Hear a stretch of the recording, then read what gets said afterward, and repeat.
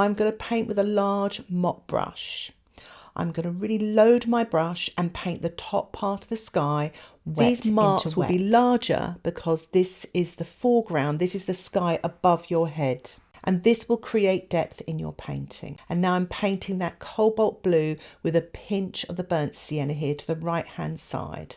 I'm adding a pinch of ultramarine to the cobalt blue to make it a bit darker, slightly thicker, and I'm painting this damp into wet.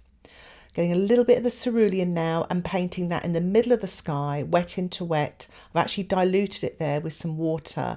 I've left some gaps for the clouds as well. And I am going towards the horizon and greying down the paint here a little, making it look a little bit more subtle.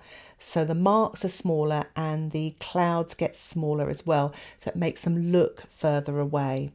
And I'm sort of painting carefully around the tree, sort of painting up to the tree. But as you can see, I haven't got any awkward hard edges. I'm just diluting here with my size 8 round brush. And I'm using the smaller brush to make smaller marks. So mixing up some more burnt sienna, very dilute with a pinch of the cerulean. I'm just painting this wet into wet on the horizon, getting these lovely soft warm clouds, adding a touch more of the burnt sienna there, wet into wet, both left and right there on the clouds towards the horizon. And I'm just painting a little bit of that burnt sienna in the clouds there to create some warm shadows. And now I'm painting cooler shadows here, damp into damp with my size 8 brush with a mix of the cobalt blue and burnt sienna. Now this sky is pretty much from my imagination. I've used a little bit of inspiration from the photograph, but it's quite a pale sky. So as long as you've got bigger marks at the top and they go smaller and paler towards the horizon, you should be okay. So I'm just using a clean damp brush here to blend and soften and add more cloud shadows here and there. And I'm painting along the horizon, damp into damp, using my size 8 round brush, just varying those greens and sort of varying the heights of the trees. So I've kind of invented the trees to the right hand side. Taking the excess paint off again and just adding that sort of blue-green pale colour to the background trees. And just using the tip of the brush to make even smaller trees, adding a little bit more ultramarine and burnt sienna here and just painting these sort of grey-green trees along the horizon there. And I'm painting the grass area now with a large mop brush, wet on dry, really loading my brush with this light yellow-green there. So this is all wet on dry. So you can see get some sparkly sort of texture because the paper is dry, but also the paper has got some texture to it. But always make sure you load your brush and work your way down so you don't get any awkward streaking when you're putting a dry wash into a wet wash. So I'm working my way down to the bottom of the paper into the foreground area. And now I'm adding the mid-green with my size 8 mop brush. Wet into wet here, just to create sort of marks and shadows in the grasses. Remember to take the excess paint off on your paper towel. This will enable you to paint damp into wet, so the paint doesn't run as much now. So I wanted a little bit more shadows in the grasses here to lead the eye to that tree in the middle ground, the star of the show, our focal point. So I want these marks to stay put, but they'll get soft edges. So again, I'm taking the excess paint off in the paper towel, controlling the amount of paint on my brush so it doesn't flood this area and it goes on damp. And I'm painting the grasses damp into damp here to lead the eye to the focal point. Using the tip of my brush to make smaller marks as it goes further away, and this will create depth in your painting. So I'm loading my brush with that dark green and painting damp into damp, varying the heights of the grasses. Loading my brush with the Quin gold and Phthalo blue. Again, just varying those greens. Just keep loading your brush, paint a couple of strokes and then load your brush again. And just painting it wet into wet, this darker colour using my size 8 round brush. And just letting the colour sort of blend and flow into the wash underneath. And applying this to the edge of the grasses here to create interest using the tip of the brush. I've swapped to my Reservoir brush. You can use a liner brush or a rigger, And I'm just painting very thin lines to create the detail in the grasses, painting damp into damp. I'm using the belly of my brush to create texture on the edge of the grasses there. I'm going to use the Reservoir brush just to paint little details on the edge of the grasses there. It really pulls this darker foreground away from the middle distance and the distance, thus creating depth in your painting. So adding a few more details here and there, building up that foreground. Now you can leave your foreground as it is, but I've decided to loosen up just a little bit more. So I'm spritzing some of the paint and I'm tilting to allow it to flow down. So it's got kind of a semi-abstract look to it. So just mopping up with a paper towel, I'm now applying a little bit more of the Phthalo blue with the quinacridone gold here, damp into damp with my size 8 brush. I felt it was a bit too light towards the edge there. I'm starting with the light green wash. I've taken the excess paint off and I'm going to sort of scrub the belly of my brush, that's the middle of the brush, onto the dried surface where it's catching the tooth of the watercolour paper, creating all this lovely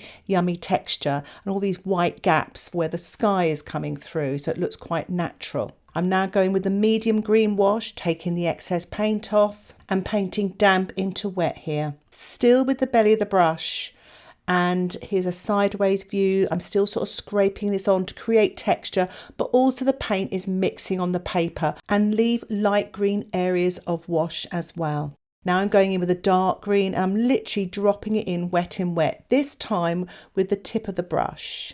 And I'm just sort of putting it under the foliage or trying to imagine the darks just here and there. And you can use the photograph as a reference, or you can just kind of make it up here and there, but try to keep the sort of top part of the foliage light, and it gets progressively darker underneath those sort of clumps of foliage. So that's one half of the tree. I'm going to paint the other half, and the reason why I've divided it up so the paint doesn't dry too quickly, so I can paint wet on dry and then damp into wet, building up the mid-tone and now going to the dark tone, painting this almost wet into wet. Using the tip of my brush, not the side of my brush, the paint pours out a little bit more and spreads, but I'm not applying as much paint. I'm being careful and thinking about where to put the darker tonal values. So again, underneath, you're leaving light areas there as well, and using the tip of my brush to create the sort of leaves on the edge of the tree as well, to create texture and detail. So I've mixed up some yellow ochre and I'm painting this at the lower part of the tree trunk and through the tree, sort of wet on dry, but also damp into damp as I go through the tree.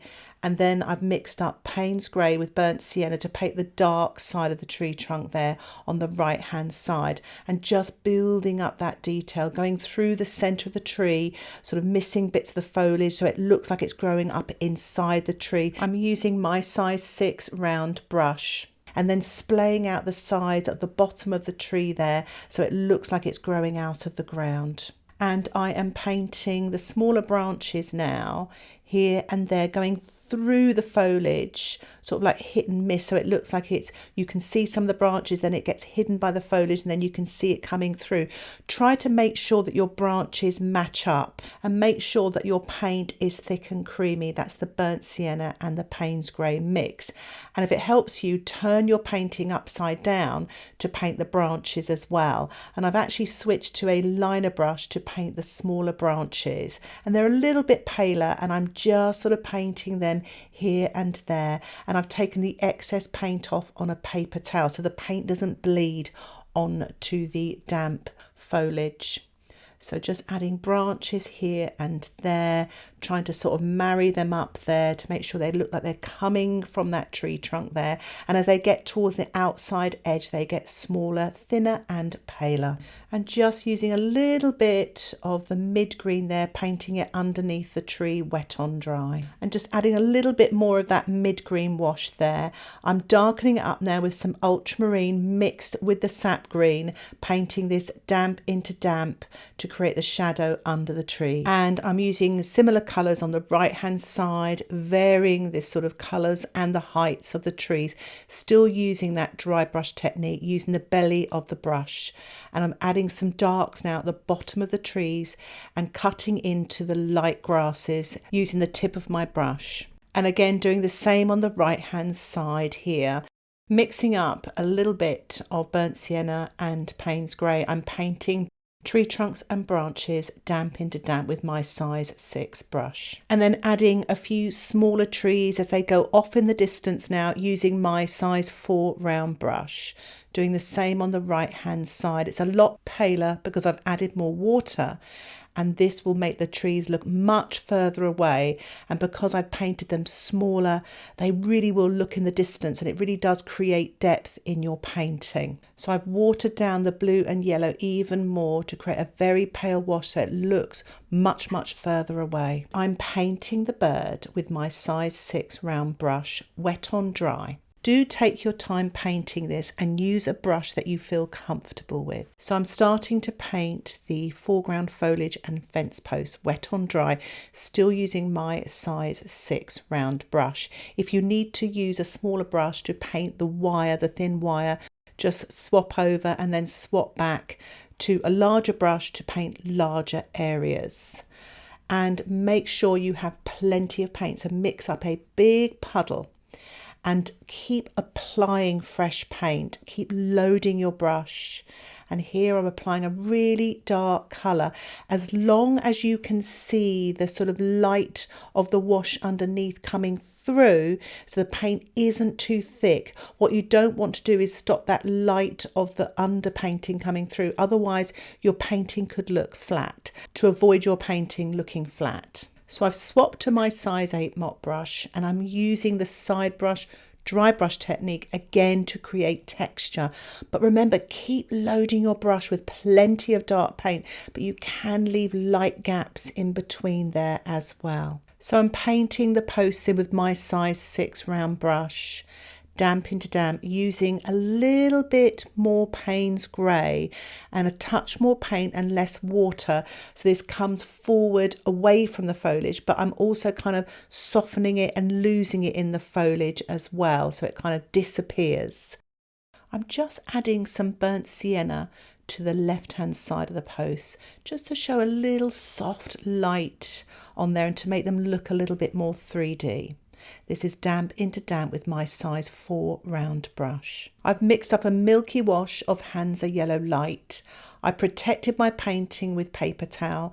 I'm using the size 8 brush and I'm spattering sort of at the top of the fence post, but also on that dark foliage there, just to give a little bit of light detail and sparkle. I'm also spattering some phthalo blue mixed with quinacridone gold, using my size 8 mop brush just to create some more texture and detail here in the foreground. I thought it'd be quite nice to spatter some of the tree here as well, using the Hansa yellow light with a pinch of the blue, wet on dry using my mop brush. You may need to protect your sky a little bit more than what I'm doing here, using a paper towel. And for those little spots that have gone astray, I am painting in some birds using my liner brush, and I'm using the Paynes grey mixed with the burnt sienna, watered down little V shapes to finish off my painting. And here is the finished painting. I really hope you enjoyed it, and it'll help you make your paintings look more 3D. If you would like to access my exclusive tutorials with lots more information and my downloadable PDF with progress photographs and step-by-step instructions, why not think about joining my Patreon membership? Just click Patreon in the description below. Thanks for watching. Bye for now.